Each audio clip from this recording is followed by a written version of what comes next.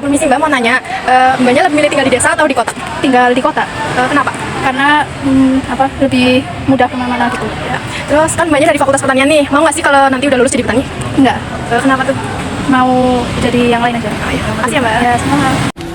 Misi Zahwa mau tanya dong. Mau tanya ya, kamu lebih suka tinggal di desa apa di kota? Di desa. Di desa, alasannya kenapa? Di desa lebih asli, lebih enak, lebih tenang. Kamu mau jadi petani apa enggak kalau misalnya gede? Kenapa? Enggak mau.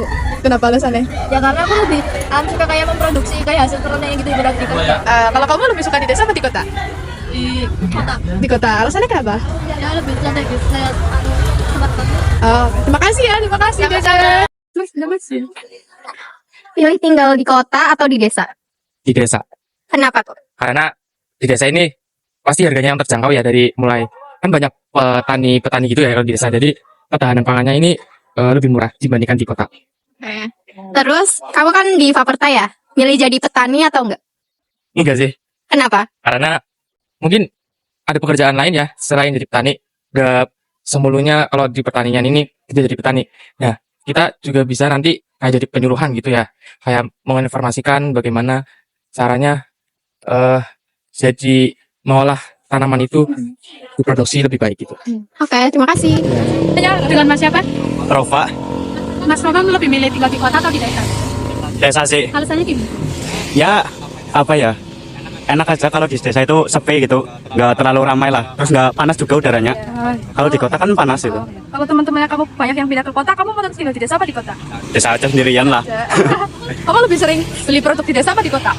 Kota sih. Di kota. Iya, soalnya di desa kadang nggak lengkap itu fasilitasnya. Iya, sih, Toko-tokonya itu nggak lengkap. Kalau kemudian kita mau jadi petani apa enggak kira-kira? Nggak. Enggak. Ya, kamu lebih suka tinggal di desa apa di kota? Di desa. Alasannya kenapa? Karena di desa lebih tenang, terus lebih asli juga. Kalau dari 1 sampai 10, seberapa sering sih kamu beli produk pertanian dari desa ketimbang dari kota? 7. Kira-kira kalau udah lulus, kamu tuh lebih milih berkarir di daerah kamu atau merantau? Lebih suka di daerah Kenapa alasannya? karena aku ingin mengembangkan komunitas di daerah. Gitu, keren. Gimana sih pandangan kamu tentang kehidupan petani di desa setelah banyak pemuda yang merantau? Jadi kehidupan petani di desa sendiri itu ini ya Mbak, kayak kurang baik karena kan nggak ada regenerasinya. Iya, benar. Jadi kita harus jadi regenerasi berikutnya. Nah, pertanyaannya, kamu mau nggak jadi petani? Kalau petaninya mau, karena kan yang punya tanah. Keren, terima kasih ya. Iya, makanya. Saya Pak Eko, jabatan sekretaris desa di sini. Kebetulan saya bukan petani, tapi ketua kelompok tani. Jadi saya tidak punya lahan, tapi mengelola para petani. Jadi kalau secara teknis terkait dengan pertanian mungkin saya kurang paham gitu ya. Tapi tinggal nanti saya sampaikan masalah terkait hal teknis. Mungkin tadi berbicara mereka. Berapa banyak penduduk di desa yang telah berpindah ke kota dalam 5 tahun urbanisasi? Kalau dalam artian berpindah, nanti kita mungkin bekerja dari pagi berangkat ke sana gitu ya. Kalau persentasenya di sini kecil, persentasenya kecil. Paling seandainya ada, itu mereka yang bekerja jadi pagi berangkat mengelola sawah di kota, terus nanti sore pulang lagi. Itu persentasenya kecil karena di sini juga untuk lahan pertanian kita masih ada, walaupun tidak cukup luas karena untuk saat ini cenderung ini kebanyakan di tanaman hias, sehingga lahan pertanian itu sendiri cenderung mengecil luasnya. Ada tentang migrasi penduduk dari desa ke kota. Untuk dataran apa buat tempat? Kalau kita tidak punya data, terkait itu tidak punya data, sehingga transmigrasi ya, Iya. dari desa ke kota tidak ada. Untuk dari barangkali 20-15 tahun yang lalu itu ada, untuk saat ini sudah tidak ada. Kira-kira pas 15 tahun yang lalu itu ada berapa orang? Kalau hitungan orangnya juga kecil, ya paling 2-3 orang gitu. Terus berapa luas lahan pertanian yang telah digunakan sebagai perumahan atau area industri gitu Pak dalam 2 tahun terakhir? Kalau ini kebetulan zonanya zona kuning, sehingga ada kesempatan di situ untuk bisa membuat atau menggunakan beda atau industri, sehingga bahkan yang mungkin tadinya tegalan, pertanian kering, terus ada juga pertanian basah, ada yang terpantau juga kegiatan, tapi juga apa namanya luasannya beda, gitu. Lalu kata apa ya? Berapa banyak tenaga kerja pertanian yang masih aktif? Kalau tenaga kerja pertanian di sini kebanyakan masih aktif, baik itu pemilik lahan terus pekerjanya. Kalau data secara detail kita tidak punya, paling kita memberikan jawaban secara prosentase ya. Itu prosentase kisaran 40 sampai 50% masih ada. Terus bagaimana kontribusi ekonomi pertanian di desa terhadap total PDB desa?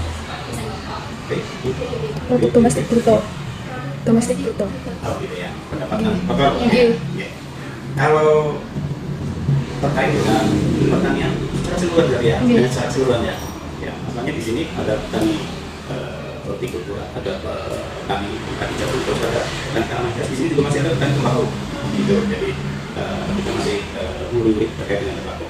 Kalau untuk penghasilan terkait dengan hasil apa namanya kotor, saya kira mereka masih tetap diuntungkan juga.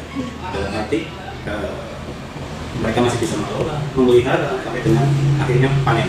Kalau melihat dari penghasilan, barangkali penghasilan tahap lalu dengan tahap sekarang mungkin ada perbedaan. Kembalinya ke musim juga, kalau musim berlawanan dengan musim tanam itu juga akan mempengaruhi hasil. Beda lagi dengan petani tembakau.